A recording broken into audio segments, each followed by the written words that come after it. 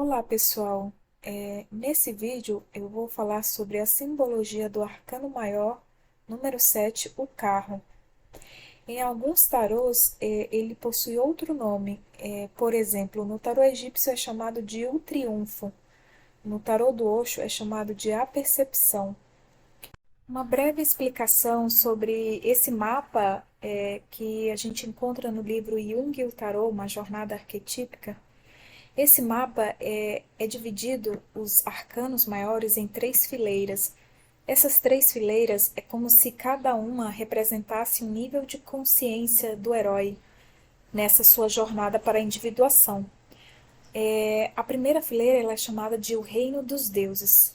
O Reino dos Deuses ele está relacionado com o primeiro septenário, ou seja, o primeiro ciclo. Aqui o Vitpramad fala que representaria o processo masculino e consciente de afirmar-se e criar a própria estrutura pessoal, emocional, mental, corporal e energética para encarar com autonomia e eficiência o mundo e a vida prática. Para alguns autores, é como se fosse mais ou menos aquilo que o ser humano ele concentra toda a sua energia para conquistar coisas materiais, né? Para que ele adquira uma certa estabilidade. E aí, só então ele pode começar a dedicar uma parte desse seu tempo, desse seu foco, da energia, né? Para dentro de si, para viver essa vida interior. Só que na prática a gente sabe que nem sempre é isso que acontece.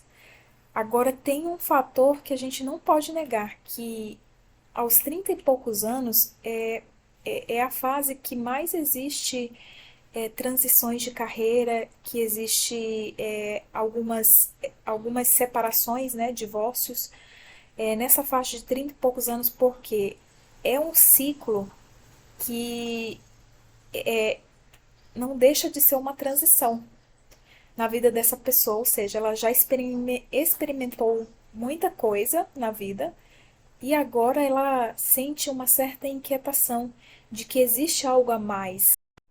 A segunda fileira ela é chamada de o reino do equilíbrio. Jung chamou de o reino da consciência do ego e da realidade terrestre.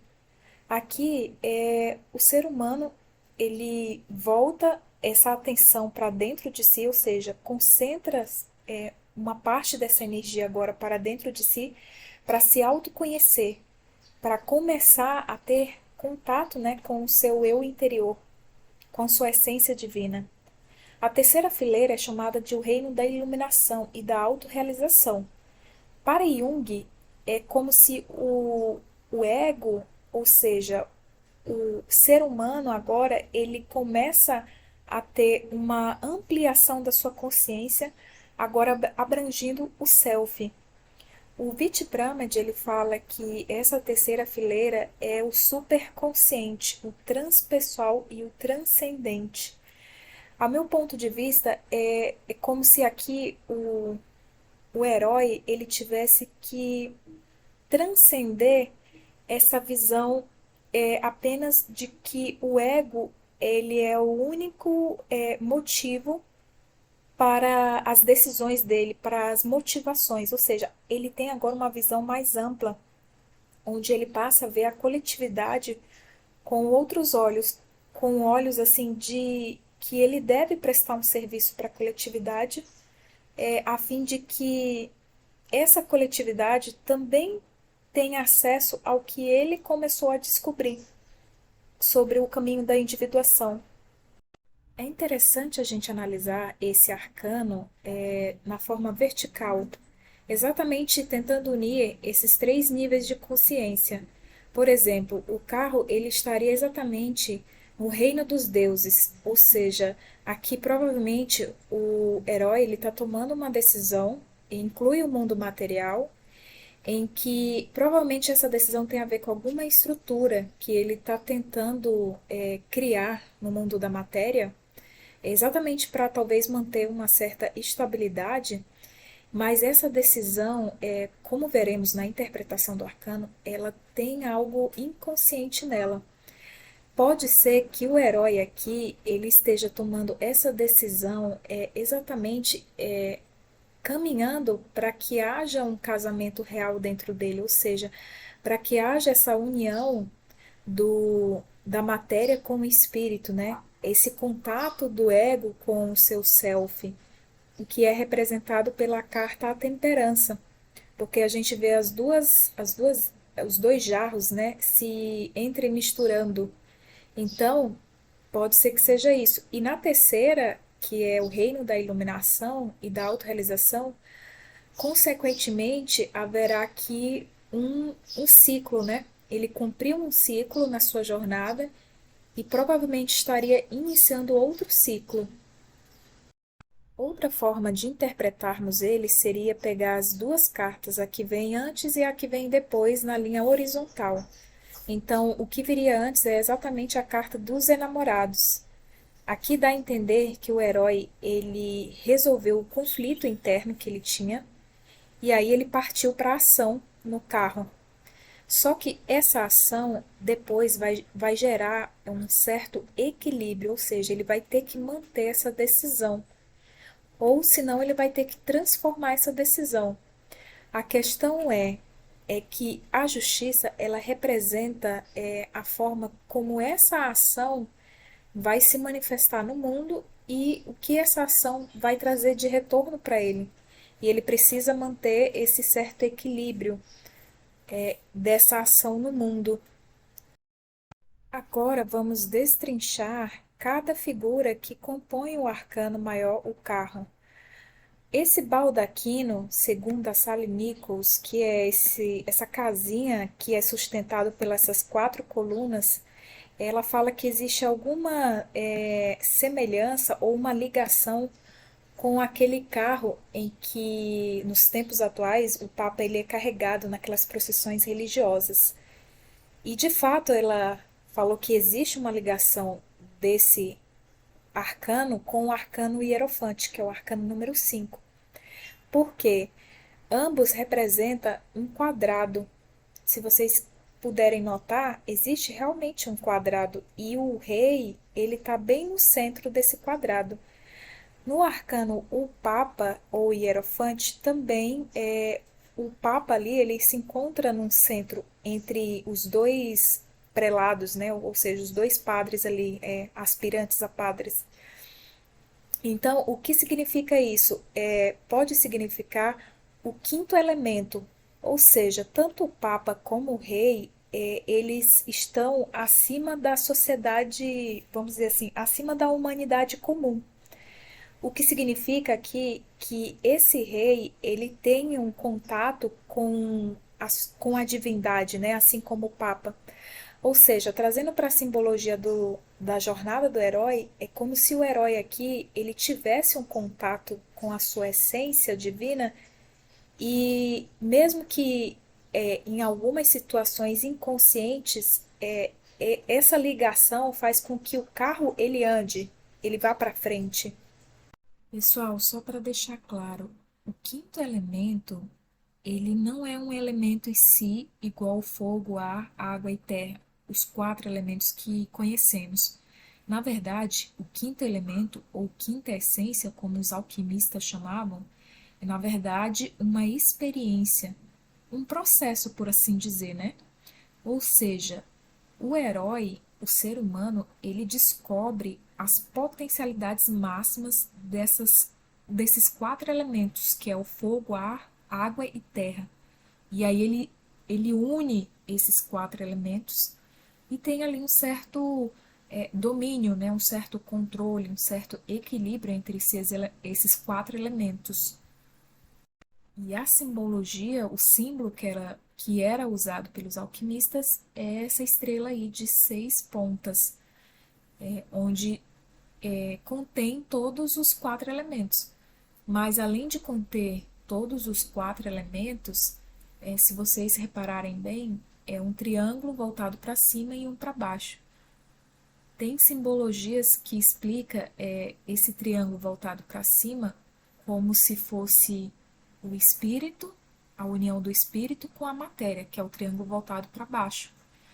E aí é essa representação do mundo das ideias no mundo material. É interessante porque esse quinto elemento, o livro fala que a gente vai encontrar ele lá no arcano eremita. Seria aquela lâmpada que o eremita segura, ou seja, ela fala sobre um âmago central de significação que é o indefinível elemento a transcender os quatro elementos da realidade mundana. É interessante que a autora do livro ainda fala o seguinte: as colunas e o baldaquino que eles sustentam formam um espaço relativamente seguro, que protege o rei e lhe contém as energias. Poderiam ser encarados à maneira das quatro funções junguianas, os quatro pilares essenciais do ser psíquico. Não sei se vocês recordam, mas é pensamento, sentimento, intuição e sensação são as quatro funções psíquicas. Só para relembrar, essas quatro funções da psique que Jung falou, na verdade são características, né? São quatro modos característicos que tem o ser humano de perceber a realidade e de lidar com ela. Interessante que o Jung fala que essas duas funções, a sensação e a intuição, elas não têm nada a ver com o racional. Ou seja, aqui elas poderiam estar ligadas então à questão talvez do inconsciente, né?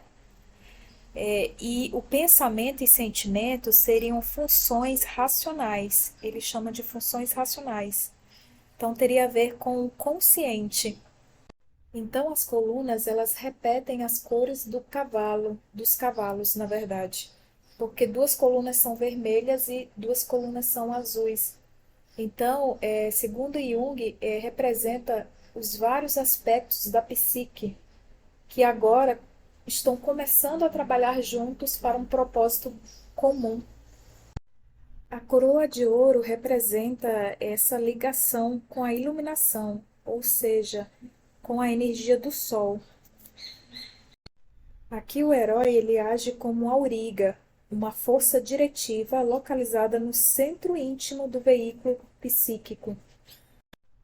Nossa, é interessante que ela fala que psicologicamente isso poderia significar que tais elementos, antigamente projetados em figuras de proa, como o imperador ou o papa, foram agora reunidos e interiorizados como princípio diretivo que opera no interior da própria psique. Se a gente for analisar o imperador, ele é um arcano ativo, né, energia masculina, mas ele está ligado bastante à matéria. Então, eu poderia fazer uma correlação com a sensação, com a função da psique, a sensação. E o Papa, eu faria uma correlação com a intuição, esse lado mais intuitivo. Ou seja, a maioria de nós, seres humanos, na sociedade em que vivemos, a gente usa como função psíquica o pensamento e o sentimento. Geralmente, essas funções da sensação e a da intuição a gente praticamente quase nem usa. Para o Vitibramad, a armadura do rei significa exatamente o ego, as defesas, as máscaras, os traumas cristalizados e as tensões musculares com os quais o cocheiro ainda se identifica e tenta se proteger dos perigos da viagem da vida.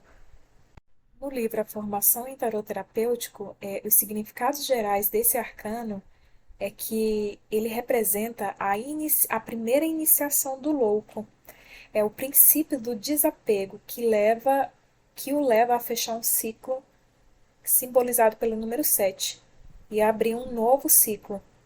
A percepção da vida que realmente quer viver, que teve nos amantes, ou seja, no arcano dos enamorados, o leva agora a desapegar-se e a largar tudo aquilo que já não o nutre, não estimula nem entusiasma, tudo aquilo que se tornou um peso morto. Nesse momento, o herói ele se sente impelido inconscientemente a procurar a plenitude por meio de algo novo que não sabe o que é e nem onde está, mas que para isso sente-se pronto para abandonar as estruturas, os condicionamentos externos, as rotinas, os vínculos profissionais, familiares ou amorosos que não preenchem nem estimulam mais, jogando-se na aventura do desconhecido. Movido pela necessidade de encontrar-se a si mesmo, se desapega do que trava a expressão de sua essência. Ou seja, segundo o Vitipramad, aqui existe uma afirmação pessoal por meio da conquista de um funcionamento adequado em relação ao mundo externo do herói, com um certo grau de autonomia. Aqui o herói ele exerce sua vontade, sua força de vontade para ser autônomo, para livrar-se do que não quer mais na sua vida. Este movimento procede do inconsciente na sua procura da plenitude. Não é só uma coisa do consciente como acontecia lá no Arcano Imperador. Esse arcano aqui quer dizer que o herói ele quer ser dono do seu próprio destino. Percebe que sua vida não é produto das circunstâncias, mas que é resultado das respostas que ele mesmo dá para as circunstâncias. Sabe que essas respostas vêm do inconsciente. Ele não as controla. Ele precisa permanecer receptivo a seu inconsciente, pois só assim poderá achar a plenitude que almeja e que está simbolizada na atenção prestada ao disco giratório. Esta carta é a representação do caminho espiritual. Aqui ele fala de um disco giratório porque ele dá o significado da carta através do tarô do Crowley. Para alguns autores vinculados à linha junguiana, vem aqui a constituição da pessoa, a máscara, o personagem que, encobrindo o verdadeiro eu, o ator incorpora para apresentar ou representar e funcionar no teatro da vida, isto é, o ego estruturado que dirige a sua vida, consegue aprovação social e controla seus sentimentos. Para outros, essa carta significa a vitória, como é o caso do tarô egípcio, que se intitula O Triunfo. Não há dúvida de que o carro representa uma grande libertação, porém é uma libertação parcial. O cocheiro continua enfiado em sua armadura. É uma carta de início e não de resultados. Interessante que no livro A Formação em Tarot Terapêutico, quando essa carta ela sai na posição da infância, significa que essa criança ela se sentiu abandonada, ou seja, ela sentiu que não recebeu a necessária proteção, amor e apoio que requeria para afirmar-se.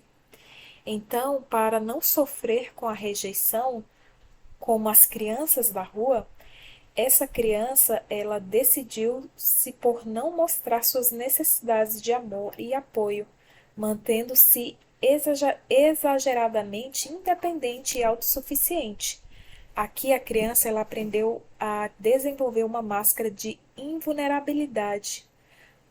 E quando essa criança ela chega na fase adulta, e isso é bastante inconsciente, ela age realmente como se ela fosse uma pessoa forte e que ela tipo assim, ela oprime as suas emoções, sabe? Ela oprime os seus sentimentos, porque ela acha que se ela demonstrar, ela tá tipo demonstrando uma fraqueza, então ela cria essa máscara de invulnerabilidade.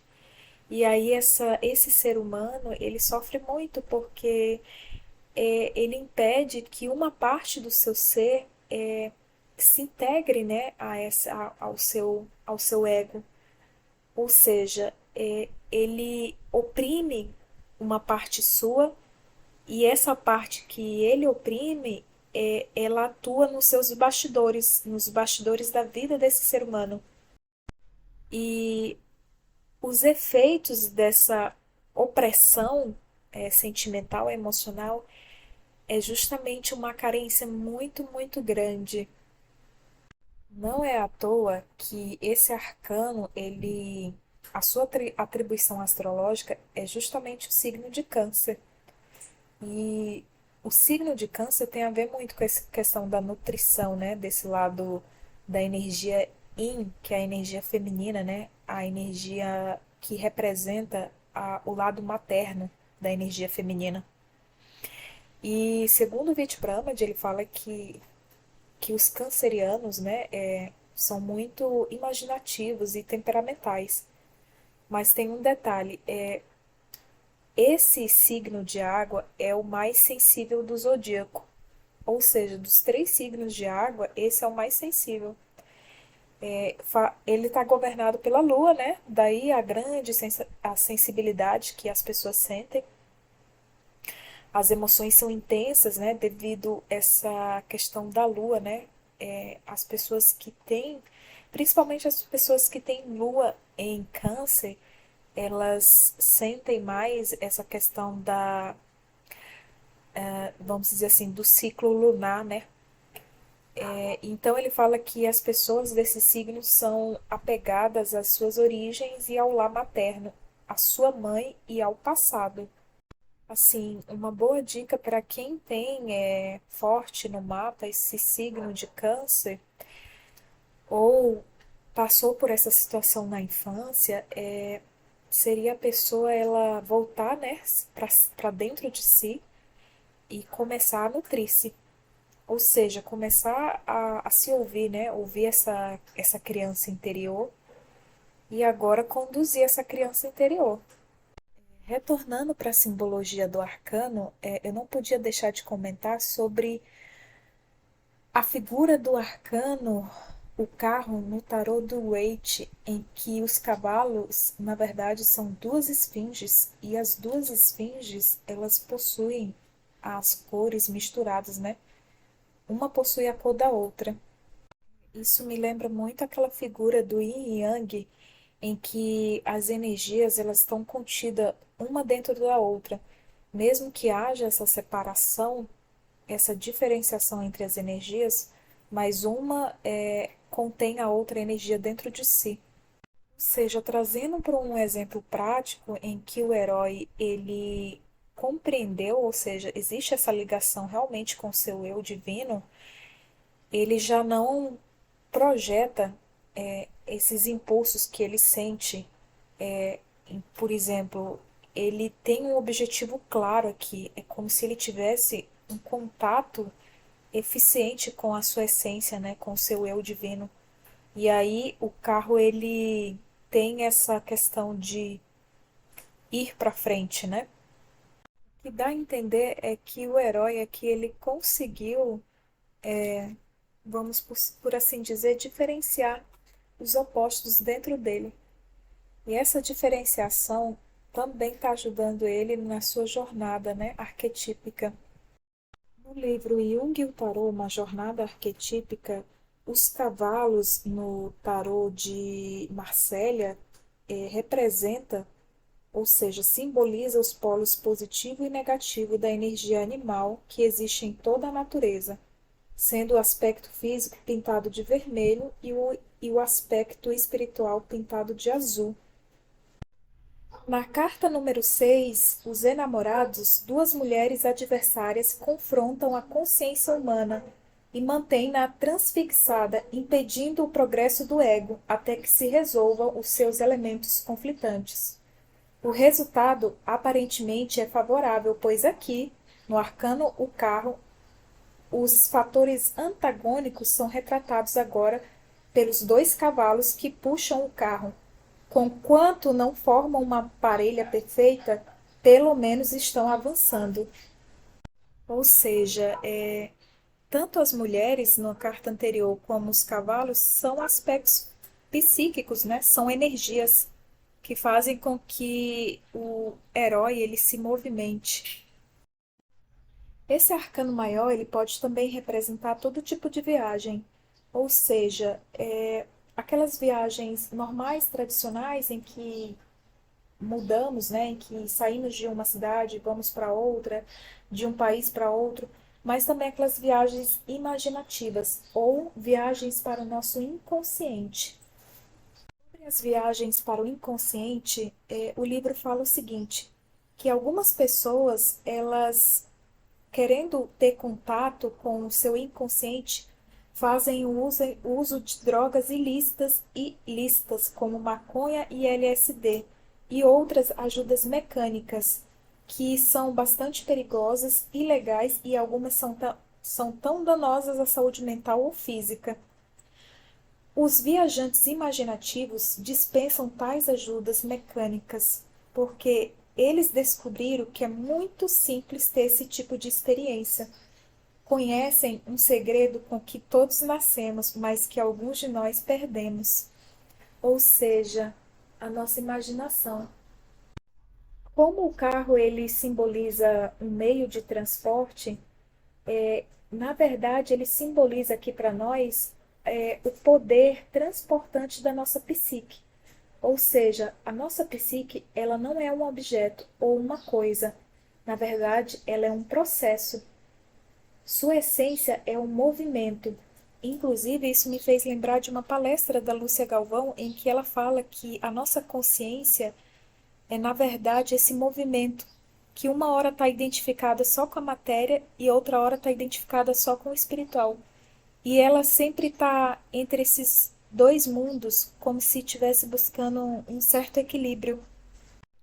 Trazendo essa situação de que a nossa psique, ela não é uma coisa e sim um processo, ou seja, ela é parecida com um veículo, um carro, em que hora ela está identificada com o corpo energético, outra hora ela está identificada com o corpo emocional, outra hora ela está identificada com o corpo mental. Jung ele trouxe uma observação quanto a isso, referente àquelas quatro funções da psique. Como toda viagem, seja ela qual for, demanda bastante coragem e equilíbrio. Comentando o significado alquímico do símbolo o carro, Jung diz o seguinte: se tomarmos a carga do carro como a realização consciente das quatro funções da psique, surge o problema de saber como todos esses fatores divergentes anteriormente separados se comportarão e o que fará o ego a esse respeito. Ou seja, ele quis dizer que o ser humano, o herói, ele vai ter desafios usando essas quatro funções psíquicas, porque geralmente, como já foi dito no início, o ser humano só usa praticamente duas, ele não usa as quatro. Então, assim, é um desafio de como essas funções elas vão trabalhar em conjunto. Como essa carta ela pode representar todo tipo de viagem, o Jung fala sobre os perigos, né, dessas viagens. É, como toda viagem, ele fala que a pessoa ela precisa de coragem e equilíbrio, né? Porque corre o risco da pessoa viver, vamos dizer assim, o arcano na sua literalidade. Ou seja, ele fala da pessoa, tipo, teatralizar a viagem apenas no nível externo. Ou seja, a pessoa ela esquecer do propósito maior, né? E ficar só viajando compulsivamente. E assim ela evita o desafio da busca interior e o repouso necessário à sua realização. A Sally Nichols, ela dá o exemplo daquelas pessoas, sobretudo jovens, que se convertem em nômades perpétuos, em viagens em furgões, trailers e carros de sua própria invenção. Alguns desses aurigas embarcam, sem dúvida, numa busca séria de significado de vida, né, de sentido de vida. Mas outros vagueiam numa perambulação sem fim para escapar do vazio de suas vidas. Fala de outro perigo, né, de o arcano ele ser vivido de forma bastante inconsciente. Outro desvio dúbio na estrada da individuação é o uso de drogas, como a gente já falou no início. Ela fala que alguns viajantes impacientes com o ritmo laborioso da jornada para a iluminação tentam apressar o próprio desenvolvimento, deprimindo a consciência do ego por meios artificiais, com a intenção de expô-la mais plenamente ao inconsciente, sem contar os perigos envolvidos nas viagens, essas jornadas induzidas por drogas não atingem o alvo colimado. Como acontece com qualquer viagem que se faz a terras estranhas, o ingrediente essencial não é o número de vistas, de sons, de personalidades e de outros estímulos a que podemos expor-nos, mas antes o grau em que nos é dado a interagir com eles e assimilar tais experiências. Aí ela conta um pouco sobre essa questão desse estado, né, de inconsciência através do uso de drogas. Ela fala assim: no estado induzido pela droga, a consciência do ego é submergida, não raro completamente levada por conteúdos inconscientes, sem poder desafiar nenhum dos monstros que aparecem nem interagir com outros aspectos desse mundo tão pouco familiar. Ao passo que, se regularmos as nossas viagens nessa terra estrangeira de acordo com o ritmo natural apresentado por nossos sonhos, fantasias, desvaneios visionários e outras manifestações espontâneas do inconsciente, não seremos totalmente submersos por eles, e a consciência do nosso ego pode interagir com o material apresentado e assimilá-lo. Ou seja, isso é representado a questão do equilíbrio entre o consciente e o inconsciente é representado pelos cavalos e pelas rodas também, esse equilíbrio, né? Então, ela fala que o uso de drogas faz com que o ser humano ele perca o contato com o seu consciente e mergulhe no inconsciente sem poder interagir. Ou seja, é a questão de como se só um cavalo estivesse puxando o carro. E aí corre o risco, ela fala que corre o risco do carro virar, porque não existe equilíbrio. Como disse Jung repetidamente, a psique é um sistema que se regula a si mesmo. Enquanto o consciente e o inconsciente estiverem ativos, o carro poderá inclinar-se violentamente de um lado para o outro, mas terá menos probabilidades de virar do que teria se apenas um membro dos cavalos, ou seja, um membro de sua parelha, estivesse operando. Se você olhar novamente para a carta o número 7 do tarô, verá como isso é descrito. Embora os cavalos que puxam o carro para frente não pareçam estar puxando juntos, podem, equilibrando as tendências um do outro, manter o veículo na estrada, ao passo que um cavalo de qualquer uma das cores poderá dar com ele no fosso. Quanto à fase alquímica, esse arcana é aplicado na fase da Nigredo. As operações são calcinação, solução ou dissolução, coagulação e mortificação. Então, esse arcana ele é aplicado na operação da coagulação, tem a ver com a matéria, ou seja, existe aquela máxima que diz solve et coagula, ou seja, aqui implica que na carta Os Enamorados, onde ele estava tendo um conflito ali, né, o ego do ser humano estava tendo um conflito interno com energias aparentemente opostas, significa ali que ele conseguiu separar, ou seja, conseguiu dissolver aquele conflito interno e aí ele partiu para a ação no carro. Então, o carro tem a ver com a coagulação, solvet et coagula. Ou seja, pessoal, eu estou indicando em todos os vídeos o portal Espiritualidade aqui do YouTube, do Cláudio Barros. Ele tem um curso chamado Alquimia. Então, eu vou trazer um pouco sobre essa questão da coagulação. A coagulação da realidade está ligada com a inerente capacidade humana de criar. Então, a coagulação, ela tem a ver com o contato com a vida física. Por isso que os dois cavalos, um representa o físico e o outro representa o espiritual. É a junção desses dois, assim como a capacidade de concentração e sustentação da realidade. Ou seja, eu tomo uma ação no mundo material, depois eu preciso equilibrar essa ação. Para criarmos na matéria, é necessário que as energias elas estejam resolvidas, ou seja, elas estejam equilibradas, porque o que vai ser coagulado na matéria é, na verdade, a energia que já estava em formação dentro do ser humano.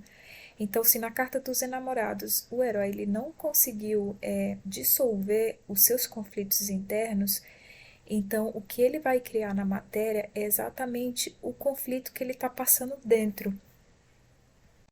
Ou seja, só conseguimos coagular o que está em nosso interno. A gente manifesta o que ainda não se manifestou. Um exemplo de coagulação é o próprio espírito na matéria encarnado. Assim, o herói, ele precisa estar consciente do seu mundo interior, para que quando ele for coagular, ele coagule algo inerente ou em consonância com o seu eu interior, com o seu eu divino, o self. Ou seja, aquilo que Platão falou sobre o mundo das ideias, na verdade, o mundo interior do ser humano. Ele vai trazer do mundo das ideias para coagular no seu mundo físico, ou seja, na sua realidade. E isso inclui todas as áreas da vida desse ser humano. Se ele quer coagular na área profissional, ele vai coagular na área profissional. Se ele quer coagular na área de relacionamento, ele vai coagular na área de relacionamento e assim por diante.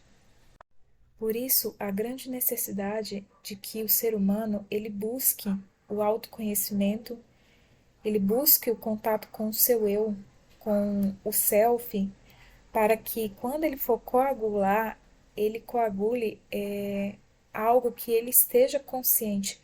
Porque se ele não tiver consciente, ele vai coagular inconsciente, porque as energias elas estão sempre em movimento.